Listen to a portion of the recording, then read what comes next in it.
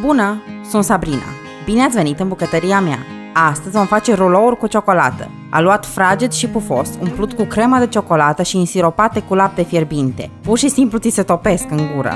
Haideți să vedem ingredientele și modul de preparare. Pentru aluat vom avea nevoie de făină cât cuprinde, 400 de ml de lapte călduț, 3 linguri de zahăr, 25 de grame de drojdie proaspătă, 100 de ml de ulei, o linguriță de sare și 3 gălbenușuri. Vom începe cu maiaua. Într-un bol punem laptele, drojdia, zahărul și 3-4 linguri de făină. Amestecăm și o lăsăm să stea pentru 10 minute.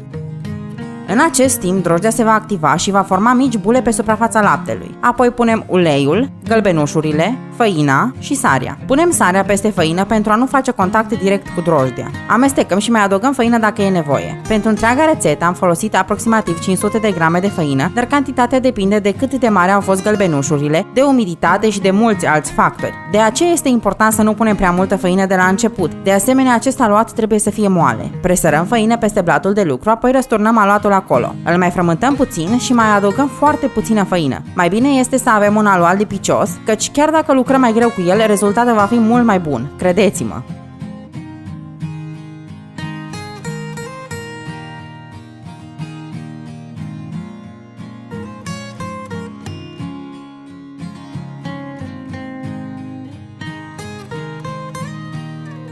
Formăm aluatul într-o bilă și îl punem înapoi în bol, unde îl lăsăm la dospi pentru o oră acoperit cu un prosop. Între timp ce aluatul se odihnește, ne vom ocupa de umplutură pentru care vom avea nevoie de 200 de grame de unt, 150 de grame de zahăr și 2 linguri de cacao. Punem untul și zahărul într-un bol și le spumăm bine cu un mixer. Apoi punem cele 2 linguri de cacao și mai mixăm puțin până când totul este bine încorporat.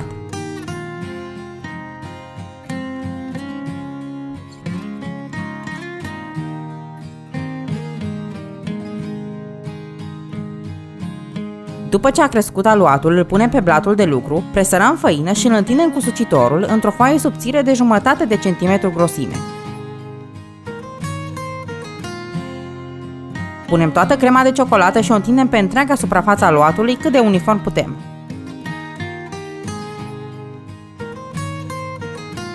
Acum o rulăm. Începem de la un capăt și rulăm strâns până la sfârșit.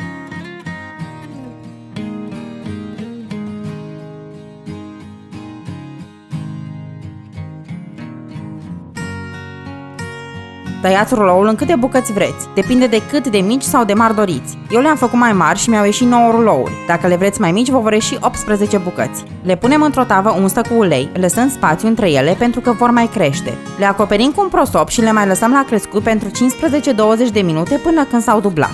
Apoi le dăm la copt până când sunt rumene deasupra. Între timp ce sunt la cuptor, vom pregăti siropul pentru care vom avea nevoie de 400 de ml de lapte și 5 linguri de zahăr. Punem laptele și zahărul într-o cratiță pe care o punem pe foc până când laptele începe să fiarbă. Când rulourile sunt coapte, turnăm laptele fierbinte pe fiecare, aproximativ 3-4 linguri de sirop pe fiecare rulou. Ele sunt fierbinți și absorb lichidul, făcându-le mai moi și mai delicioase. Vă garantez că sunt atât de bune de te lingi pe degete. Aluatul e foarte pufos, iar crema de ciocolată dinăuntru devine mai cremoasă odată ce adăugăm siropul. Dacă v-a plăcut rețeta, dați like și abonați-vă la canalul meu. O să postez câte o nouă rețetă în fiecare săptămână. Vă doresc poftă bună și vă aștept și data viitoare!